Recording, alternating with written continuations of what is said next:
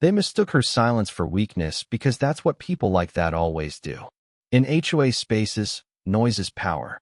The loud emails, the printed notices taped to doors, the public comments at meetings where certain voices always dominate. Silence, to them, looks like submission. When she moved in, she didn't attend the first meeting. She didn't argue about paint colors or lawn height. She nodded politely when someone corrected her about trash bins. She didn't explain herself. She didn't defend herself. And that calm, measured quietness made them comfortable. They assumed she didn't know the rules. Or worse, that she was afraid of them. The board members whispered about her the way people do when they think someone won't push back. She keeps to herself. She never responds to emails. She doesn't seem engaged with the community.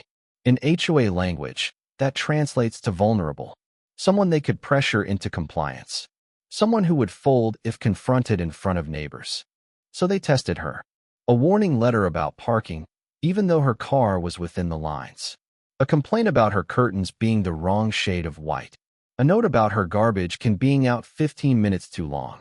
Each one small enough to seem reasonable, but frequent enough to feel personal. She read them. She filed them away. She didn't react the way they expected. No angry emails. No social media posts. No storming into meetings demanding answers. That restraint only encouraged them. Because when bullies don't get resistance, they escalate. The board chair started addressing her directly during meetings, even when she wasn't there. Some residents need reminders. Another member joked about how new people always think rules don't apply to them. Laughter followed. Approval. Power reinforced by the room. They were performing dominance, and they believed the audience was on their side. What they couldn't see was that silence, for her, wasn't fear. It was discipline. It was assessment. It was years of training that taught her not to react emotionally, not to reveal her hand, not to waste energy on noise. She had learned long ago that the loudest person in the room is rarely the most dangerous. In her world, the quiet ones were the ones paying attention. Every letter they sent confirmed something for her. Not that she was in danger, but that they were predictable. Every public comment showed their pattern. Authority without accountability. Confidence without competence. They relied on intimidation because it had always worked before. They'd never had someone who didn't play the game the way they expected. Neighbors started noticing, too, how she never complained. How she kept her property immaculate despite the constant scrutiny. How she treated everyone politely, even the ones clearly enjoying the attention. Some mistook that for passivity. Others sensed something else, something steady and unshaken beneath the surface. The board confused compliance with control. They thought rules were weapons instead of guidelines. And because she didn't argue, they assumed she was conceding ground. In reality, she was mapping the terrain, learning who spoke the most, who followed without question, who hid behind procedure. Silence gave her information. Noise would have only given her relief. When people are used to being obeyed, they stop questioning themselves. That's how power blinds.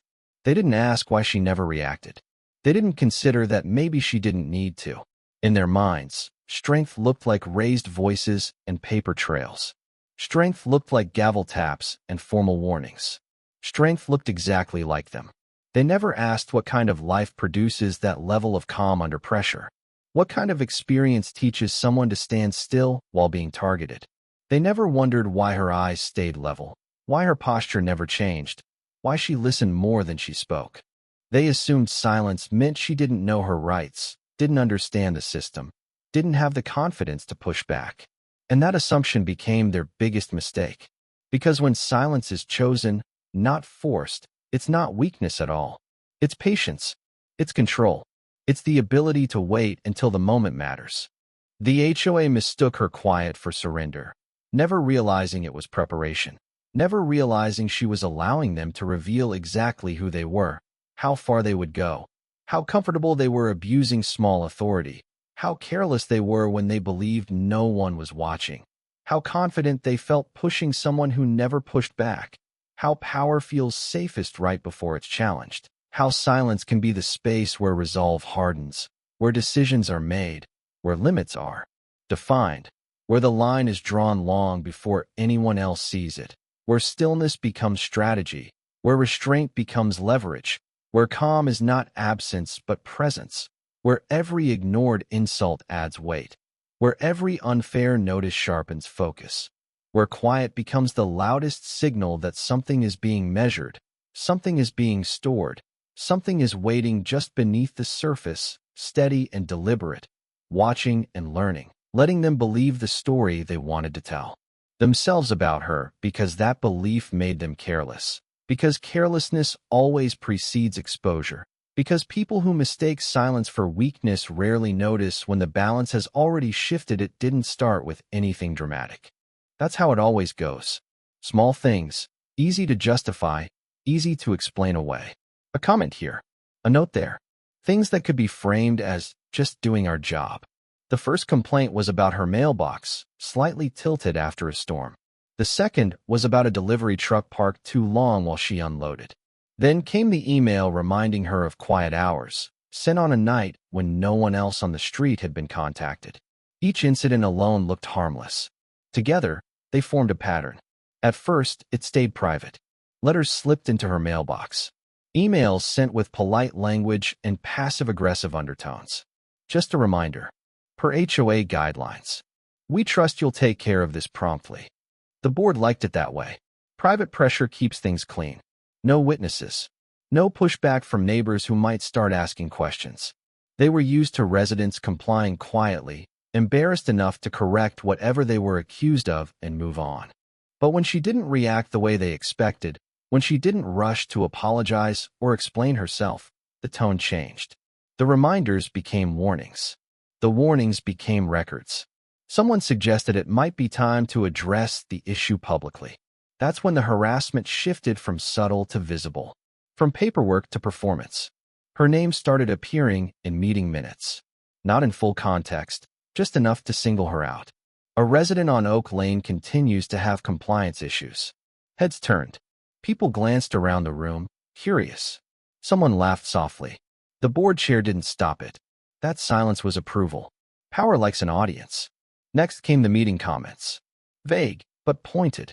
Some homeowners think the rules don't apply to them. We won't tolerate repeated noncompliance. Everyone knew who they were talking about. Even people who didn't know her personally understood the signal. This was a warning shot. Public embarrassment as a tool. They escalated because escalation works when no one resists.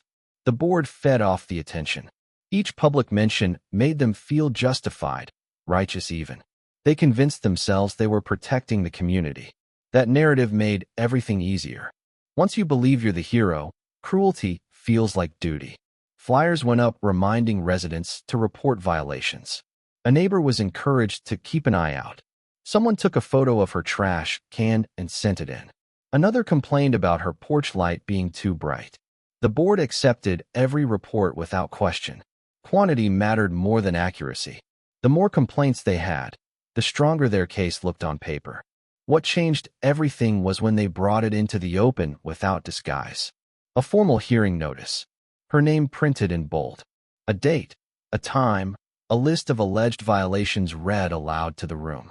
That was the moment it stopped being about rules and became about dominance. They wanted to show what happens when someone doesn't fall in line. People watched closely.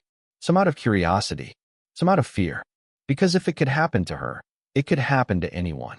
The board spoke with confidence, stacking minor issues together until they sounded severe. 15 minutes late here. Slight discoloration there. A pattern, they said. A problem resident, they implied. What they didn't expect was how uncomfortable the room became. When harassment goes public, it stops being invisible. Neighbors who had never paid attention started noticing inconsistencies. Others realized they'd done the same things without consequence. Questions formed, even if no one voiced them yet. Still, the board pushed forward. They mistook the silence in the room for agreement. They mistook her calm demeanor for defeat. They believed the weight of public scrutiny would finally break her. That's why they escalated so confidently.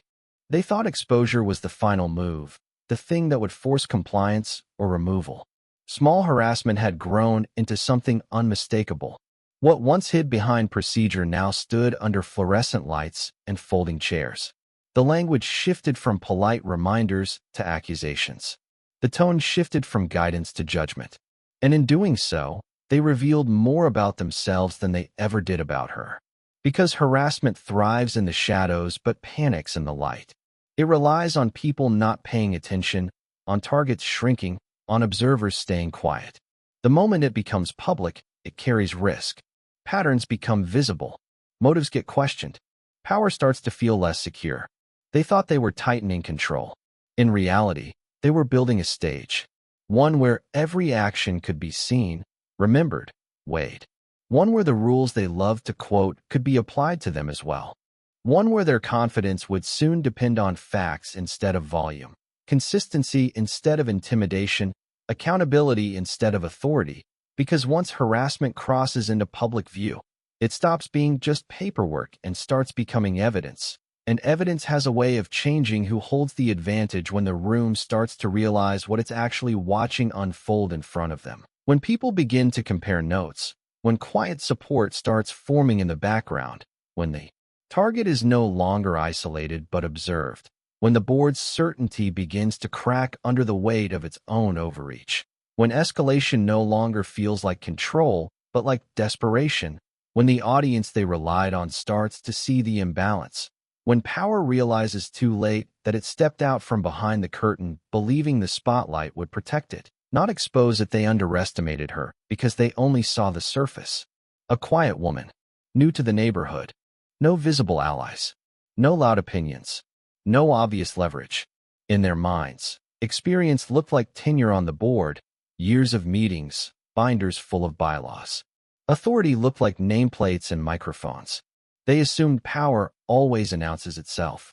They never considered that someone could carry a past so disciplined, so controlled, that it didn't need to be displayed. They filled in the blanks with their own assumptions. Maybe she was young. Maybe she was overwhelmed. Maybe she had moved from somewhere chaotic and didn't understand structure yet. They told themselves stories that made their behavior feel justified. Stories where they were the teachers and she was the lesson. People like that rarely imagine they're dealing with someone who has already operated under pressure far beyond anything they can create. Her background didn't show up in conversation. She didn't decorate her car with decals. She didn't talk about her career. She didn't correct anyone's assumptions. When neighbors asked what she did, she kept it vague. Consulting, logistics, government work. Enough to satisfy curiosity without inviting more.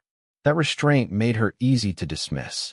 They equated humility with insignificance. What they failed to recognize was the posture. The way she stood still when confronted. The way she listened without interrupting. The way she asked precise questions and took notes instead of reacting. Those weren't habits formed in HOA meetings. Those were habits formed in environments where mistakes cost lives, where emotional reactions get people hurt, where preparation matters more than ego. The board members came from predictable backgrounds. Retired professionals, small business owners, people used to being deferred to. They had never faced someone trained to stay calm while being targeted, to separate emotion from action, to wait for the right moment instead of the loudest one. Their authority had always been enough.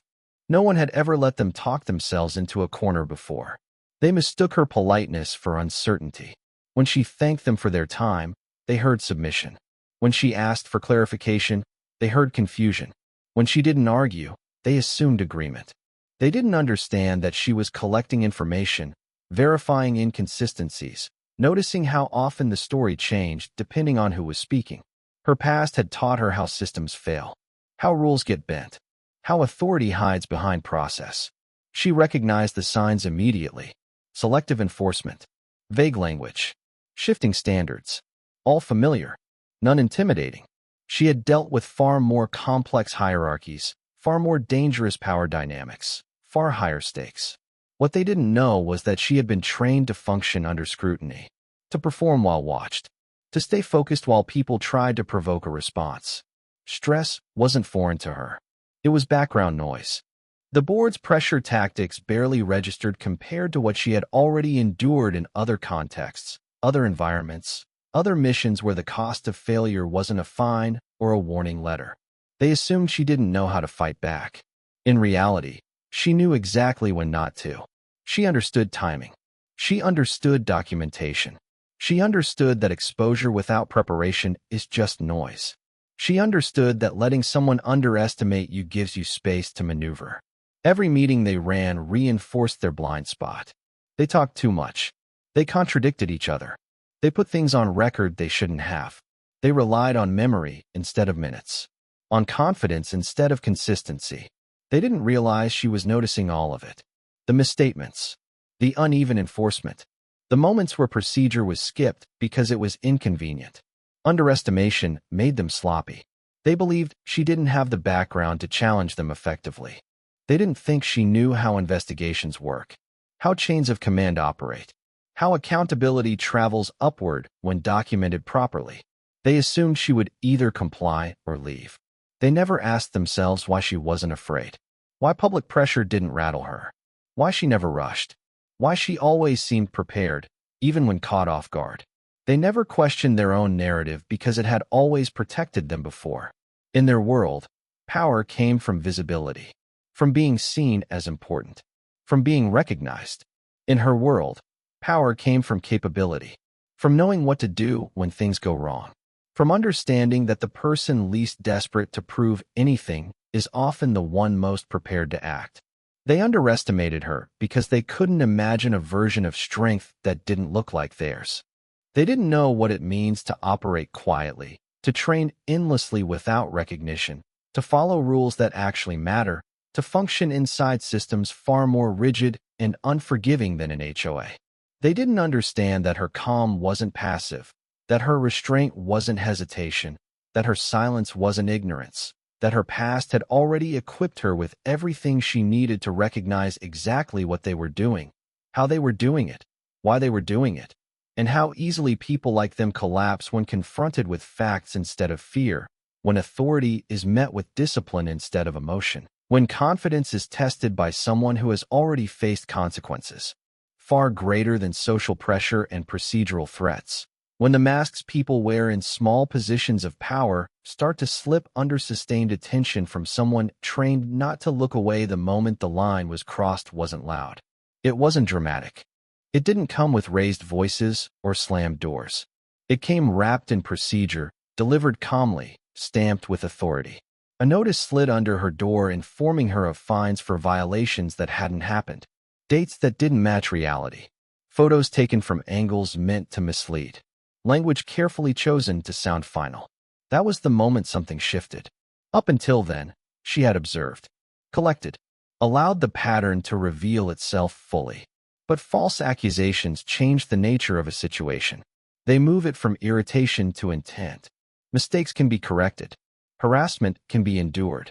But when a system fabricates reality to punish someone, it stops being about enforcement and starts being about control. The hearing was scheduled during work hours, with short notice. That alone told her everything. They weren't seeking resolution. They were seeking advantage. They expected her to scramble, to ask for a delay, to appear unprepared. They expected her to walk in defensive, apologetic, uncertain.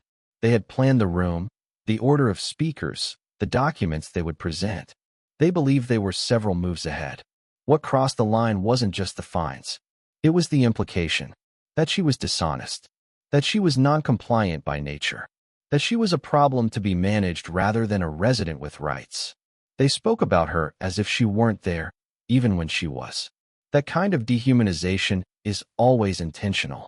It creates distance. It makes unfair treatment easier. She noticed the way they framed their language. Repeated behavior, ongoing disregard, phrases designed to sound established, even when the timeline didn't support them. She noticed how they referred to rules vaguely, without citing specific sections, how they avoided direct answers when asked simple questions, how they relied on tone instead of substance. That was when discipline replaced patience. Not anger, not resentment, clarity. The line had been crossed, and once crossed, the rules change. Engagement becomes necessary.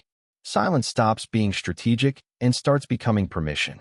She understood that distinction well. There are moments when restraint protects you, and moments when restraint allows harm to continue. This was the latter. She didn't announce the shift. She didn't warn them. She didn't confront them emotionally. She adjusted internally. Her focus narrowed. The situation stopped being personal and became procedural. Facts over feelings. Records over recollection. Chain of command over conversation. She requested documentation in writing. She asked for exact bylaw citations. She asked who authorized the fines and when. Each question was calm, neutral, impossible to dismiss without revealing gaps. The board members weren't used to that kind of pressure. They were used to emotional reactions, compliance, silence, not structured inquiry. One of them laughed it off. Another became defensive. A third tried to change the subject. Those reactions confirmed everything. Competence doesn't deflect. It answers. Power that relies on intimidation panics when asked to justify itself. The line had been crossed again when they suggested she was being uncooperative for asking questions. That word was chosen deliberately. Uncooperative implies wrongdoing. It frames resistance as guilt. It's a tactic used when authority feels threatened. She recognized it immediately. From that moment on, every interaction became evidence. Every email was archived. Every meeting recorded. Every inconsistency logged. She stopped giving them the benefit of the doubt.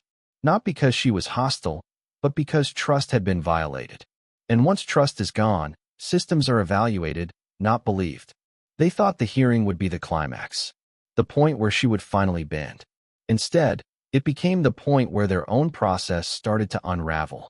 Because when someone trained to operate under scrutiny decides to engage fully, the spotlight changes direction. They didn't realize they had lost control when they crossed that line. They still believed they were setting terms, that they were escalating pressure, that they were asserting authority. They didn't see that their actions had triggered a different mode entirely. One that doesn't rush, one that doesn't bluff, one that doesn't need approval from the room. The line wasn't crossed when they sent the first letter or made the first comment. It was crossed when they chose to fabricate instead of enforce, when they chose to label instead of verify, when they chose power over process.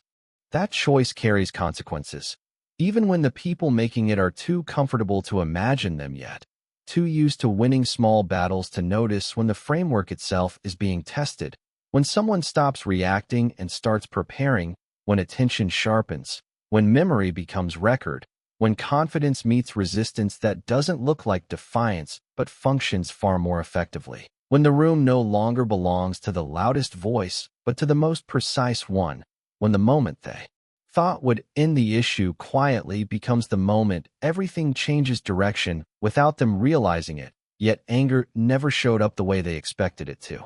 There was no sharp reply, no raised voice, no emotional email fired off late at night.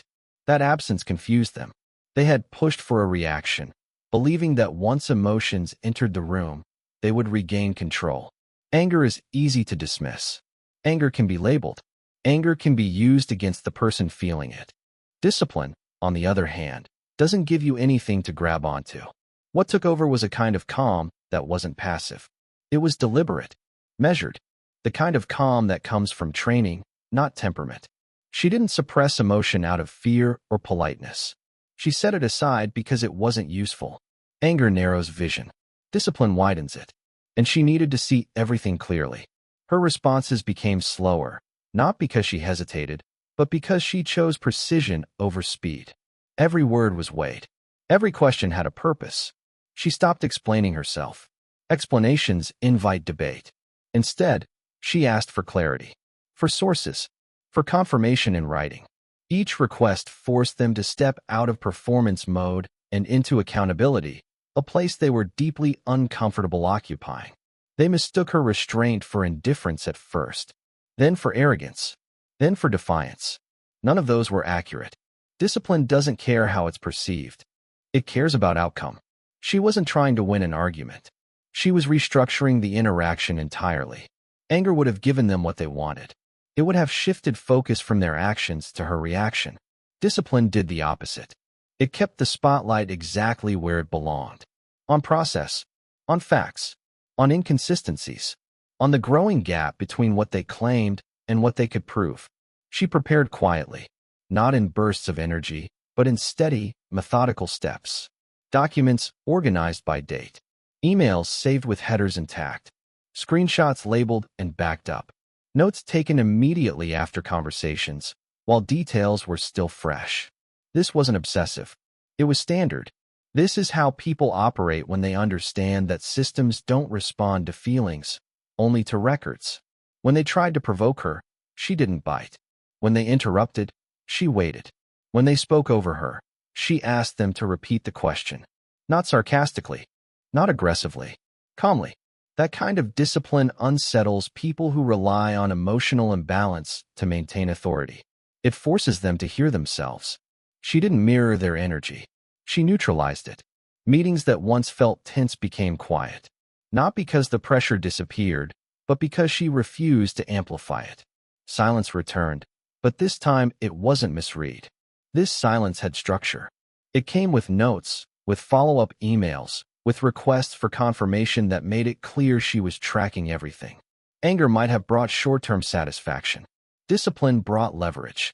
It allowed her to stay present without becoming reactive, to remain engaged without becoming entangled, to challenge without escalating. Each interaction became cleaner, sharper, harder to manipulate. They tried different tactics. Dismissal, condescension, feigned concern. Each one failed. Discipline doesn't flinch when tone changes. It doesn't rise to bait. It doesn't defend ego. It stays focused on the objective. And the objective was no longer to be left alone. It was to ensure the process could withstand scrutiny. She knew from experience that systems reveal their weakest points when pressured calmly, not aggressively. Calm pressure forces corners to show. It exposes shortcuts. It brings contradictions to the surface. Anger would have scattered their attention. Discipline concentrated it. Even her body language reflected the shift. Still posture, steady eye contact, no restless movements, no visible frustration. That kind of presence communicates something without saying it. It says this person is not overwhelmed, not confused, not afraid. It says escalation won't work here. They began to hesitate, just slightly at first. A pause before speaking, a glance at notes, a correction mid-sentence. Small signs, but meaningful. Discipline has a way of slowing everyone else down.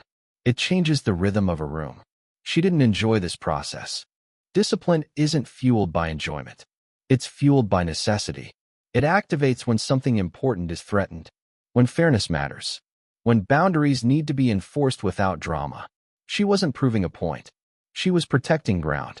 The longer she stayed disciplined, the harder it became for them to maintain their narrative. Their confidence depended on her losing composure. When that didn't happen, their authority felt thinner, less certain, more performative, and they felt it. Discipline took over not as a burst of strength, but as a sustained posture, a refusal to be pulled off center, a commitment to precision over impulse, a decision to respond only in ways that moved the situation forward rather than feeding the conflict they were trying to create, a steady application of pressure that didn't announce itself, but accumulated quietly, interaction by interaction, record by record, question by question, until the dynamic no longer belonged to the people trying to provoke a reaction, but to the person who never gave them one, and instead kept tightening the structure around their own actions without ever raising her voice. The shift didn't happen all at once. Power rarely flips in a dramatic moment. It leaks. It drains. It moves quietly from one place to another, while the people who think they still hold it continue acting the same way they always have. At first, the board didn't realize anything had changed. They still opened meetings the same way, still spoke with the same confidence, still assumed their words carried the final weight. But something felt different in the room. Their statements were no longer landing the way they used to. When they referenced prior warnings, she asked for dates. When they cited rules, she asked for sections. When they summarized conversations, she asked for written confirmation. Each request was reasonable. Each one exposed how much of their authority depended on assumption rather than structure. Truth has a way of redistributing power because it removes ambiguity. Once facts enter the conversation, volume stops matching. Titles stop matching. History stops matching.